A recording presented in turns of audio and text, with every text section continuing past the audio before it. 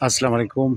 जी आज आपको बताना था आड़ू के बारे में, क्योंकि कुछ कस्टमर्स जो ख़ासकर बाग बनाना चाहते हैं, तो अर्ली ग्रांड और फ्लोडाकिंग जो लो चिल वैरायटी है गर्म इलाकों के लिए, मसलन जो पंजाब और सिंध में कामयाब होते हैं वो वाला आड़ू, तो उसके प्लांट्स आपको दिखाना था। ये हमारे पास माशाल्लाह बड़े तने वाले हैं। आप इसकी तने को आप देख सकते हैं, इधर से इसकी ग्राफ्टिंग शुरू हो जाती है और ये इसका तना है।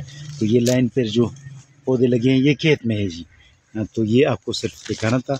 ये जो है ना, इसी तरह ये हैं और ये काफ़ी अच्छी वैरायटी है और अच्छी जो है वो प्लांट्स हैं। ये ज़रा आपको मैं दिखाऊं, ये आड़ू के पौधे हैं।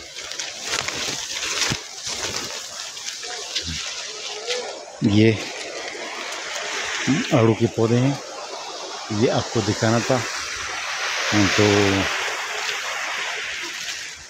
ये जी अंदर से सही मानों में पता चलता है इसका। ये आड़ू के पौधे हैं, ये ऊपर तक जा चुके हैं और इसी तरह ये आड़ू के पौधे हैं जी।